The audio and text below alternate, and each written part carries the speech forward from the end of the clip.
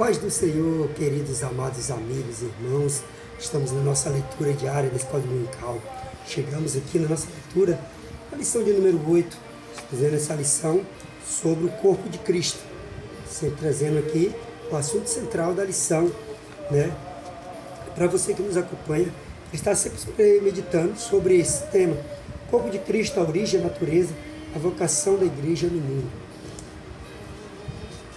E vamos comentar na lição de número 8, 25 de fevereiro de 2024, vamos falar do tema a disciplina na igreja. Agora vamos falar de um assunto bem interessante, que muitos às vezes não querem receber e nem aceitar a famosa disciplina, né? O erro que a pessoa comete. E aqui temos um parâmetro na nossa lição, né? Lição número 8. Falamos das lições anteriores sobre o organismo, a organização da igreja. Depois comentamos sobre o ministério da igreja, com os pastores, presbíteros, diáconos. E hoje vamos falar da disciplina da igreja. O texto áureo diz assim: já vos esqueceste da exortação que argumento convosco como filhos.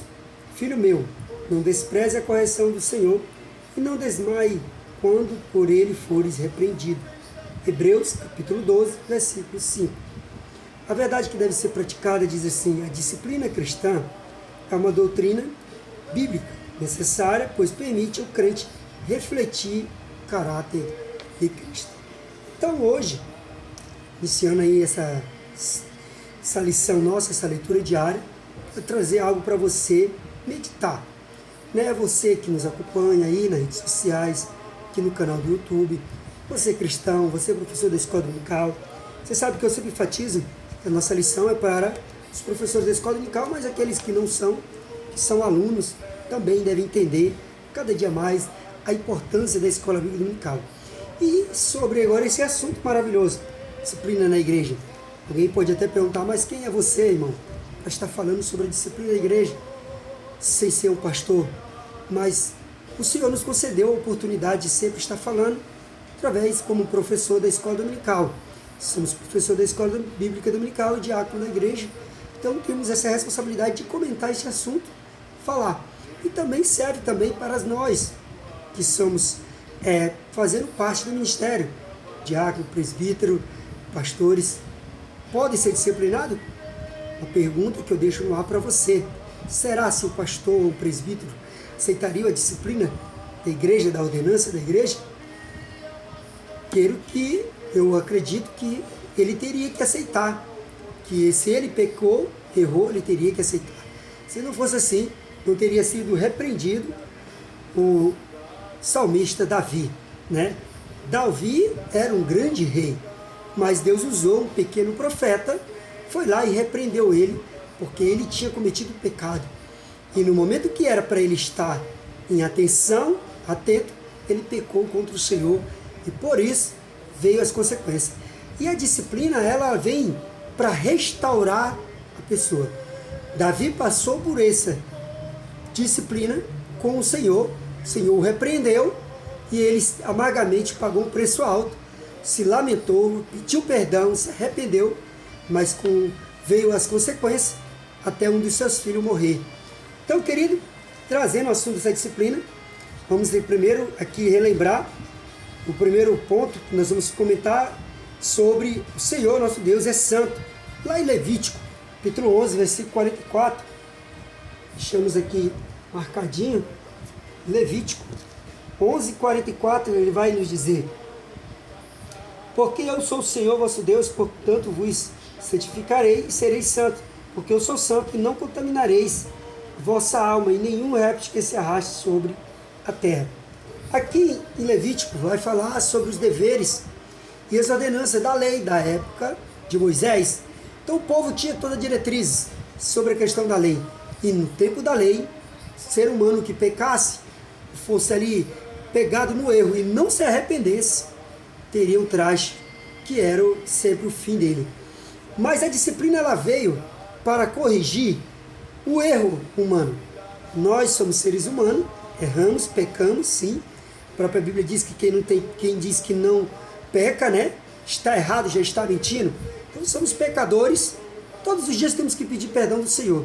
E a disciplina da igreja, quando nós estamos participantes de uma igreja, principalmente nós que professamos a fé cristã, temos as nossas denominações, eu creio aí, tanto qualquer tipo de denominação tem a sua disciplina, como os católicos, os adventistas, vou citar aqui os nomes de algumas igrejas, principalmente tradicionais, Cristã do Brasil, todos eles têm a sua disciplina.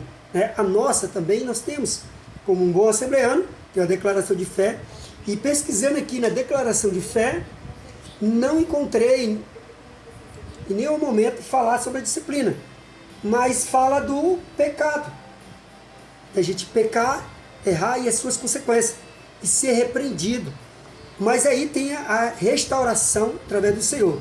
Então a disciplina na igreja, ela não vem para matar o cristão, ou excluir o cristão da igreja, mas para restaurar. Assim como o comentarista aqui do nosso livro, né? Por isso que é bom ter um livro aqui, comentário. Essa florzinha aqui é da minha esposa, que ela lê também, professora também da escola. E aí a gente lê no livro, o autor aqui comenta sobre a disciplina, que a disciplina é para restaurar. É uma restauração quando o homem peca, erra, independente do seu cargo ou da sua altura. Ele tem que aceitar a disciplina da igreja, porque é uma ordenança que tem na igreja, na organização da igreja.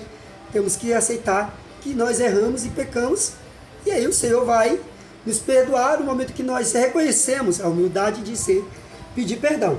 Como na liturgia em Levítico dizia que a pessoa teria que ser santo para o Senhor. Vamos continuar aqui, o nosso ponto diz assim: o povo de Deus deve ser santo. Aí vemos no Novo Testamento, 1 Pedro, capítulo de número 1, versículo 14 e 15, que vai nos dizer. Aqui já começa, que Pedro já começa com a exortação em santidade.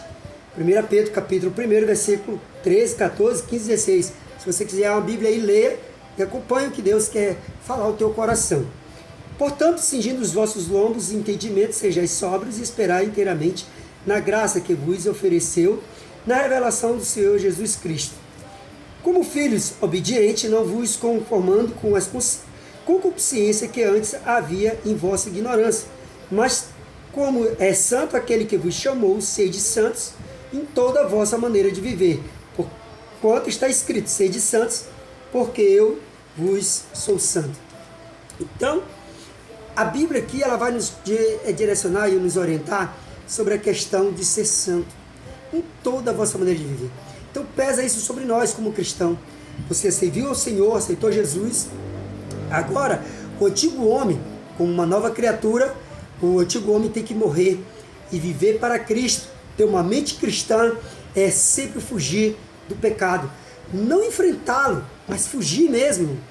Que você não é um super-homem como alguns podem dizer: eu sou um super-homem. Não, jamais. Contra o pecado você deve fugir. E em toda a vossa maneira de viver, como Pedro vai dizer aqui, nos orientar, para sermos santos, estarmos prontos com o Senhor, diante dEle, buscando sempre a Ele, sem ter o que sempre que o Senhor vier nos cobrar de nós, temos aqui a benevolência da vida com Ele e no Senhor Jesus Cristo. Você lembra de Jó? Falar de Jó? Quanto o Senhor Deus falou tão bem de Jó? Então, jamais nós, como cristãos, devemos tanto errar e ficar no erro.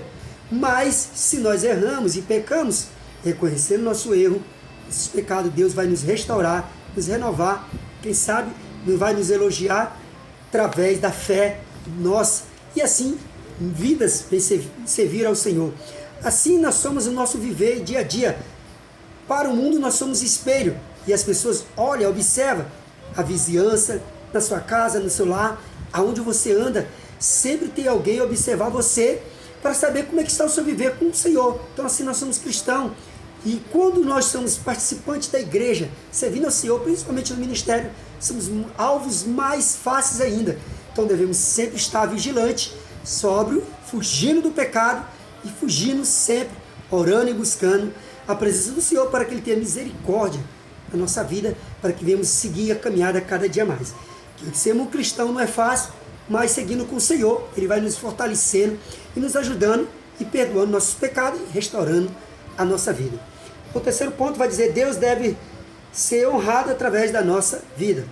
Novo Testamento, o apóstolo Paulo falando em Romanos, capítulo 2, versículos de número 22 e 24. Olha a orientação do apóstolo Paulo. Tu que dizes que não se deve adulterar e adulteras, tu que abomina os ídolos e comete sacrilégio, tu que te glorias na lei e desonra a Deus pela transgressão da lei, porque está escrito: o nome de Deus é blasfemado entre os gentios por causa de vós. Então, para que você não seja visto como pedra de tropeço para outras pessoas, permaneça cada dia mais fiel ao Senhor, servindo como santo, irrepreensível, para que o mundo venha ver as vossas boas obras aqui na terra. Então, assim, a nossa vida, o nosso viver tem que demonstrar para as pessoas que estão fora, que ainda não servem ao Senhor, que somos crentes verdadeiros, cristãos, servindo ao Senhor, sem nenhum risco de pecado, de errar, né? E se errar, receba, aceita a disciplina e restaura a sua vida cada dia mais com o Senhor, assim como fez o salmista Davi e tantos outros homens de Deus da Bíblia, e aí essas ordenanças para nós. Porque para complementar, para encerrar nosso assunto sobre a disciplina da igreja, eu vou falar aqui do artigo do Cidadão Cristão, que nos fala assim: a igreja foi instruída, adotada a disciplina como medida para preservar a sua identidade cristã, bem como manter-se como coluna firmeza de verdade. 1 Timóteo capítulo 3, versículo 15, apresenta-te a Deus aprovado, um obreiro que não tem que se envergonhar e maneja bem a palavra da verdade. Essa é a nossa, que nós devemos fazer, estarmos sempre prontos, apresentando-se a nossa vida ao Senhor e preparados na presença do Senhor e para poder levarmos a palavra além, e as pessoas que verem se esse verdadeiramente é um santo homem de Deus. A disciplina foi-se necessária à igreja, haja visto que seu caráter é santo. Deus chamou o seu povo para viver em santidade, porque Ele também em si, em santidade, como das suas princípios, pais da qualidade. 1 Pedro, capítulo 1, versículo 15 e 16. Diz que por santidade, separação completa do pecado, e por não aceitar o pecado, Deus seriu a disciplina entre o povo, tanto no Antigo Testamento como no Novo, para manter honra à sua palavra e refrear o comportamento pecaminoso. A disciplina bíblica, caracterizada como instrumento de correção. Hebreus 12, versículo 5 ao 11. Muitas vezes o pecado do Antigo Testamento, da aliança, foi punido para servir de exemplo, a fim de tornar-nos comportamento quanto mais na nova aliança. O Senhor também não tolerou a prática pecaminosa e mantemos a sua igreja pura e santa e justa. Até aqui o apóstolo Paulo ele vem nos orientar grandemente para que nós vamos fazer isso, estamos em santidade. Então, o que é a disciplina da igreja? Você vem entender cada dia mais que ela vem para restaurar a sua vida. Você que estiver no pecado, para não ficar no pecado e no erro. E qual a nossa esperança aqui nessa terra? Crer que o Senhor Jesus vai vir nos buscar, nos levar para o céu. Então devemos estarmos em santidade, santificado ao Senhor. Então, querido, eu vou ficando aqui com a minha leitura diária, lição de número 8, a disciplina da igreja. Que Deus vai abençoar você. E se você estiver em pecado e estiver numa igreja, sente a disciplina, restaure a sua vida com o Senhor, busque a presença do Senhor, confesse o seu pecado, deixa Deus agir na sua vida. Você vai ver que é a melhor coisa que você tem que fazer, ser restaurado pelo Senhor e estar em bem com a igreja de Cristo, que essa igreja a igreja universal de Cristo, verdadeiro, em comunhão uns com os outros e com os irmãos da nossa casa do Senhor. Deus vai abençoar você. Se você gostou, desculpa aí se o vídeo ficou muito longo, mas que Deus abençoe. Esse tema é bem propício, nós temos que estar sempre aqui trazendo algo bem interessante e explicativo para que você venha entender. Tanto você, aluno, como professor, e você que nos segue aqui. Se você gostou, compartilhe. Deixa Deus abençoar você e mais vida. E creia cada dia mais que Deus está restaurando o seu viver, o seu ser, através da sua graça. Foi que superabundou. O salário do pecado era a morte, mas a graça do Senhor superabundou e nos deu essa vida que nós temos. E a nossa maior esperança está com o Senhor Jesus Cristo. Deus abençoe você. Até a próxima.